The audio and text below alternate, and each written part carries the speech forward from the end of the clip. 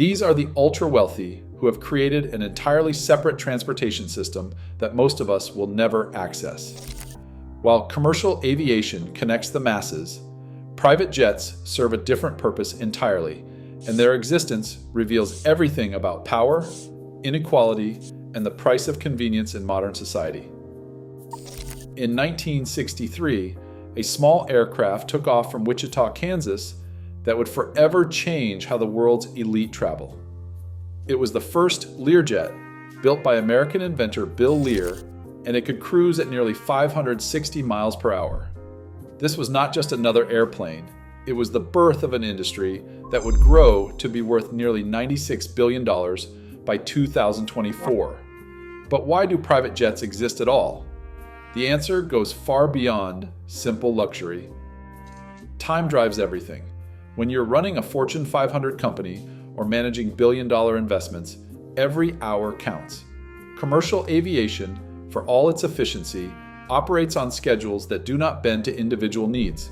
You wait in security lines, deal with delays, and you are constrained to routes that may not serve your exact destinations. Private jets eliminate these inefficiencies entirely. Consider the airports themselves. The United States has roughly 5,000 airports, but fewer than 500 offer commercial service. Private jets can access all of them. This means a CEO can fly directly from a small airfield near their manufacturing plant to another small airport near their board meeting, cutting what might be a full day of commercial travel down to a few hours. The productivity factor is enormous. A private jet becomes a flying office. There is Wi-Fi, conference tables, and complete privacy. Executives conduct virtual meetings, review sensitive documents, and make strategic decisions at 40,000 feet. For industries like private equity, investment banking, and industrial powerhouses, the benefits of time savings, productivity, and convenience make private jets the clear choice for top-tier executives. Privacy and security add another crucial layer. Corporate leaders routinely discuss proprietary information, merger plans, and confidential strategies. Commercial flights offer zero privacy and significant cybersecurity risks.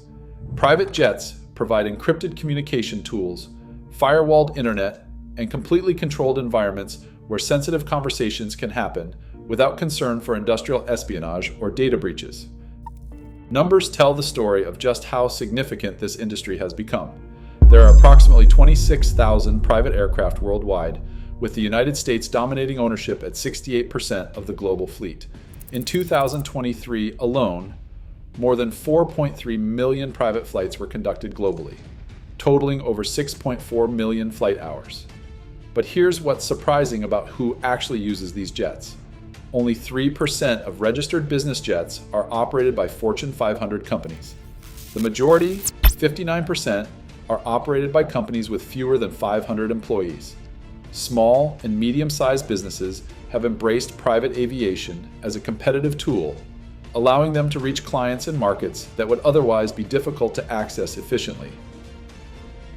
The industry revolutionized itself in 1986 when Richard Santulli, a former Goldman Sachs analyst, introduced fractional ownership through NetJets. Instead of buying an entire aircraft for tens of millions of dollars, individuals and companies could purchase shares, such as a 1/16th ownership that provides 50 flight hours annually. Warren Buffett, initially skeptical of the aviation industry, became so convinced of NetJet's value that Berkshire Hathaway acquired the company in 1998 for $725 million. Buffett's involvement highlights an interesting paradox. Despite his reputation for frugality, the Buffett family logs more than 800 fractional ownership hours each year, more than any other family according to Buffett himself. This demonstrates that even the most conscious billionaires recognize the fundamental value proposition of private aviation. The COVID-19 pandemic transformed private aviation from luxury to necessity for many. In the week after the World Health Organization declared the pandemic, private jet demand rose by more than 100%. Commercial aviation shut down or severely restricted operations, but private jets continued flying. We went from being a bit of a luxury to now being a utility. over 95% of people who started flying privately during the pandemic continue to do so today. This represents a permanent shift in how certain segments of society view air travel. The pandemic normalized private aviation for thousands of new users who experienced its benefits firsthand. However, this growth has generated intense controversy. Private jets produce dramatically higher emissions per passenger than commercial flights. Private planes are up to 14 times more polluting per individual than commercial aircraft, and 50 times more polluting than trains. The environmental impact is staggering. Private aviation contributed at least 15.6 million tons of CO2 in direct emissions in 2023. Almost half of all private flights are shorter than 310 miles, distances easily covered by commercial aviation or ground transportation. Some flights are even shorter than 124 miles, raising questions about whether such trips are environmentally justifiable.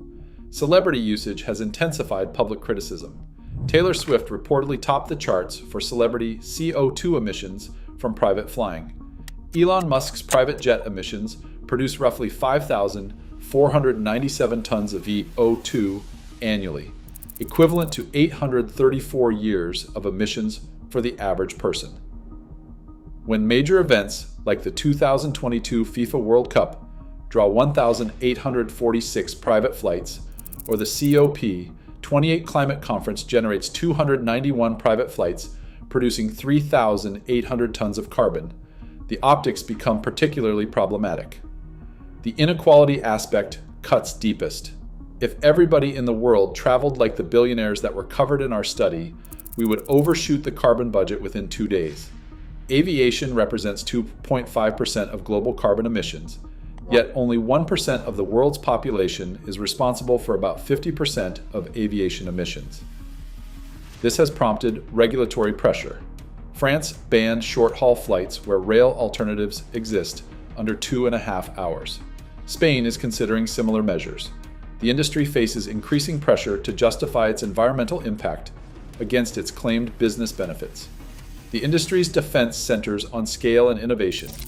The 26,000 aircraft and the individuals using them will say they are just a small group, not relevant in terms of emissions.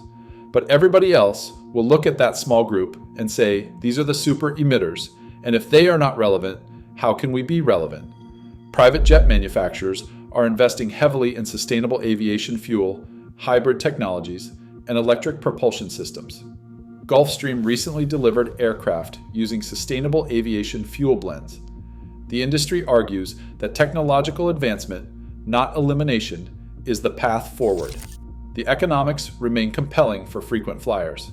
If you need more than 300 flight hours annually, ownership becomes more cost-effective than chartering.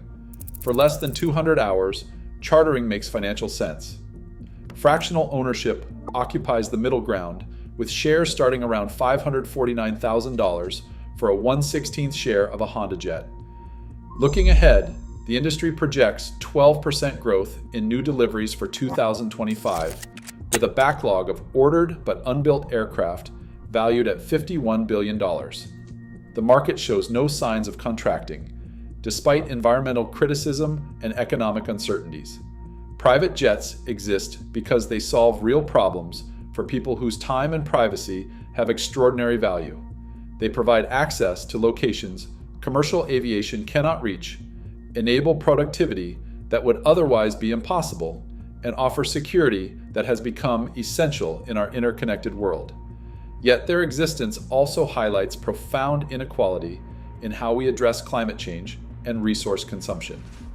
The same technological innovation that created these aircraft may ultimately provide sustainable solutions, but the fundamental question remains, in a world facing climate crisis, can we justify a transportation system that serves so few while impacting so many? The private jet industry will continue evolving, driven by wealth concentration, technological advancement, and changing work patterns. Whether it evolves quickly enough to address its environmental and social costs may determine not just the industry's future, but how we balance individual privilege against collective responsibility in the decades ahead.